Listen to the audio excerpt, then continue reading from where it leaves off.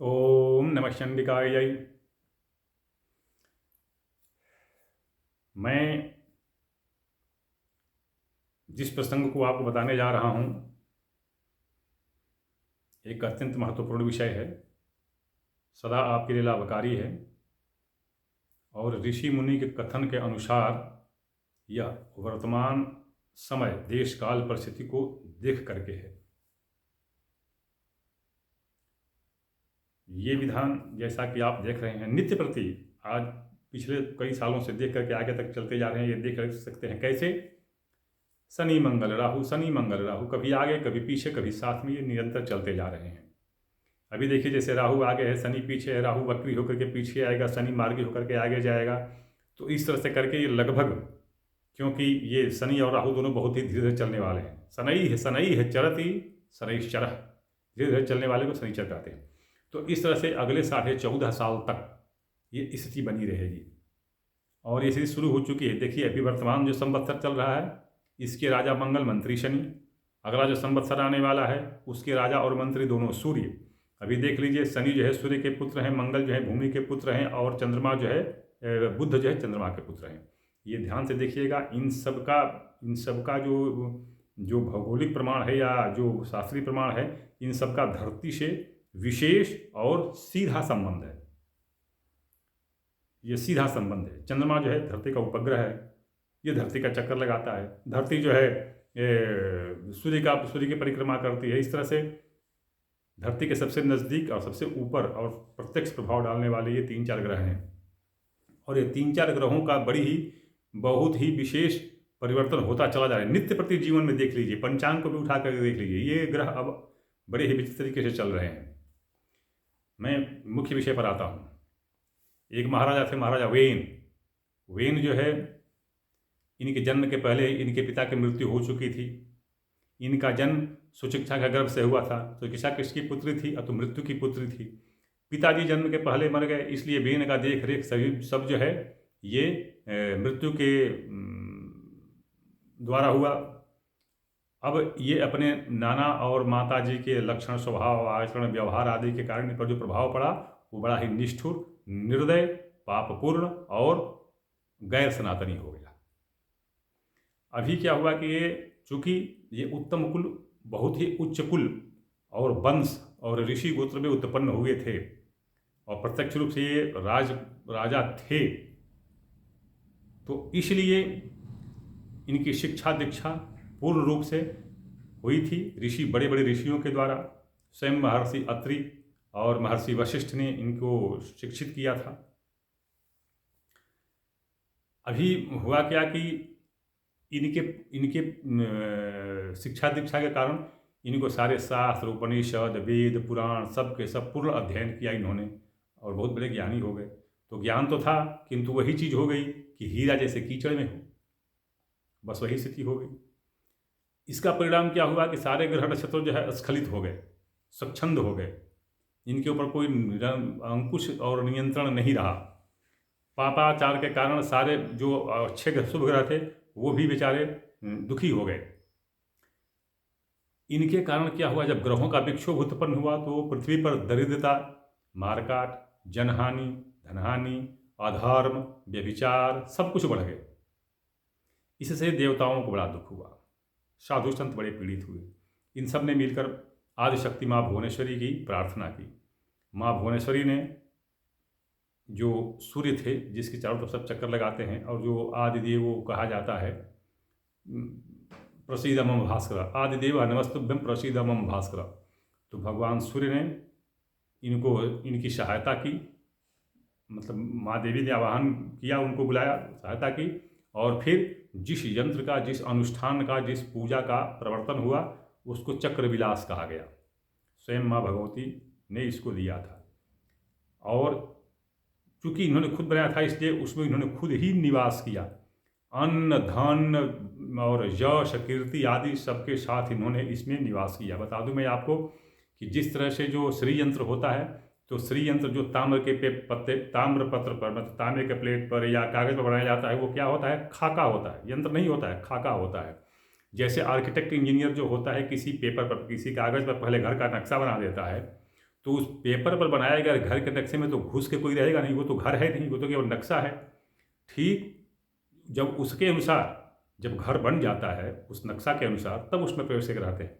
ठीक इसी तरह से श्री यंत्र जो है उसका खाका होता है, वो ताम्र पत्र पर या कागज पर जैसे वो खाका होता है, चित्र होता है, और उस चित्र के अनुसार उस मानचित्र के अनुसार जब घर बनता है तब उस घर में रहते हैं। ठीक ये ताम्र पत्र पर बनने वाले श्री यंत्र, उसके अनुसार जो यंत्र बनता है वो श्री यंत्र होता है, और वही पूजा करना होता है, वही पूजा के लायक होता है, वही मनोकामना पूरी करने वाला होता है। ये तांबे के पत्ते पर और कागज बना हुआ ताम्र यंत्र नहीं।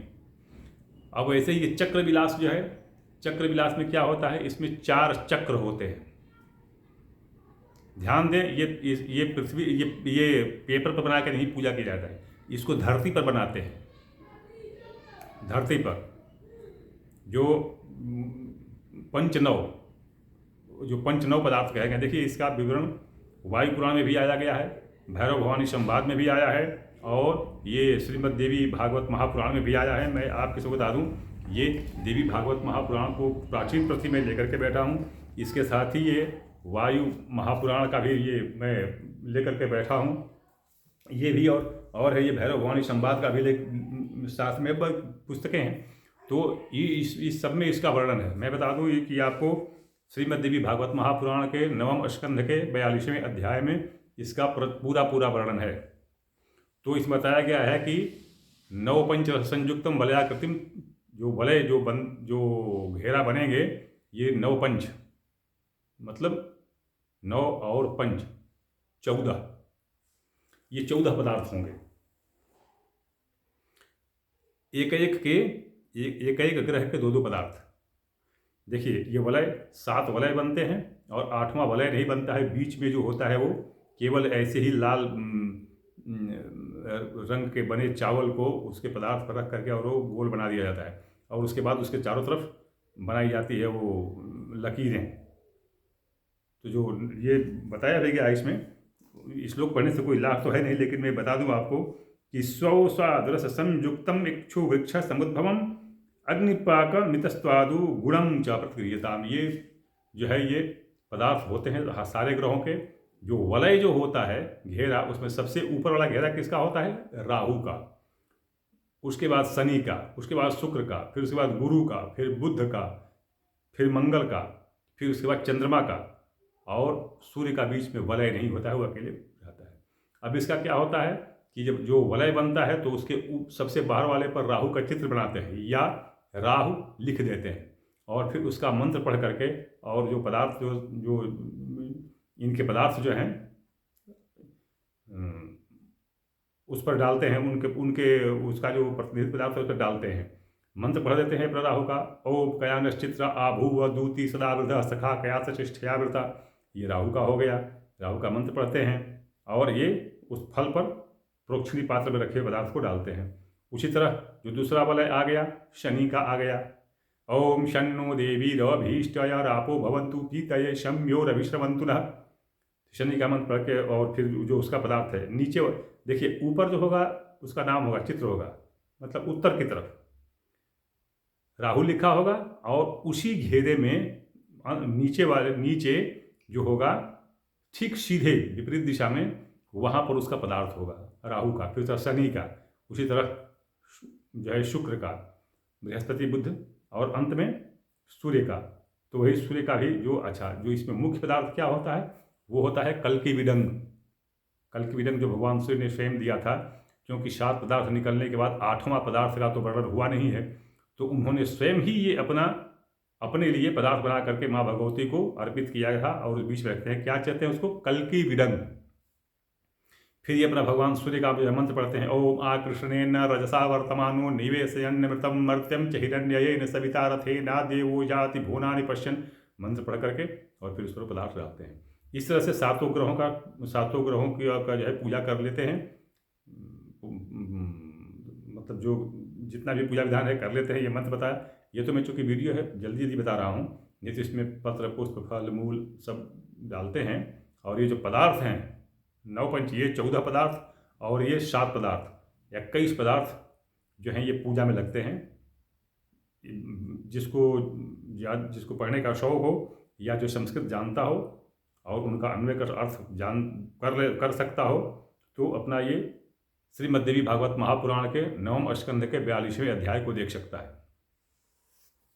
तो ये बताऊं मैं आपको, स्वयं माँ भगवती ने कहा था कि देवताओं की पूजा के कारण, उनके अभ्यर्थना के कारण मैं स्वयं इस चक्र में निवास करूंगी, और जो इस चक्र को धारण करेगा या इसकी पूजा करेगा उसकी दरिद्रता, भय और अपयश तीनों समाप्त हो जाएंगे। स्वयं माँ भगवती ने कहा था लक्ष्मी के रूप में। और इसमें ये एक वैज्ञानिक पद्धति भी है। इसका विज्ञान वाला स्वरूप मैं नहीं बताना चाहता, मैं शास्त्रीय स्वरूप बताना चाहता हूँ। ये इसमें जो पदार्थ बताए गए हैं, ये पदार्थ विकिरणात्मक होते हैं, रेडियो एक्टिव होते हैं, और इनका विकिरण से प्रभाव पड़ता है। ये स्वयं एक चक्र बना देते हैं। इनकी पूजा करते ही से जो वायु तरंगें निकलती हैं स्वयं एक चक्र बना देती हैं व्यक्ति की जो पूजा करता है उसके चारों तरफ, और इस तरह से उस व्यक्ति के ऊपर पड़ने वाले विविध ग्रहों के विविध दुष्ट रश्मियाँ, किरणें उसी वलय पर चारों तरफ टकरा करके वापस होती चली जाती हैं, और व्यक्ति सुख संपदा से भरपूर, भय, बंधन, कष्ट, व्याधि, रोग आदि से मुक्त हो जाता है, दरिद्रता नष्ट होती है, और स्वयं माँ लक्ष्मी उसमें वहाँ पर निवास करती हैं। ये एक सिद्ध अनुष्ठान है। वर्तमान समय को ध्यान में रखते हुए, जो कलिकाल का वर्तमान समय उसको ध्यान में रखते हुए यह अगर करते हैं, यह अनुष्ठान अगर करते हैं, तो इसमें कोई संदेह नहीं है कि आपकी दरिद्रता दूर नहीं होगी, आप भय, संकट आदि से मुक्त नहीं होंगे। ये अब इसके मंत्रों का बताया गया है कि ये एक मंत्र 1 लाख, ये जो 8 मंत्र होते हैं, तो एक मंत्र 1 लाख, 8 लाख हो गए, और 2 लाख जो मंत्र है ये हवन में लग जाते हैं। हवन में 2 लाख मंत्र जो हैं ये हवन में लग जाते हैं।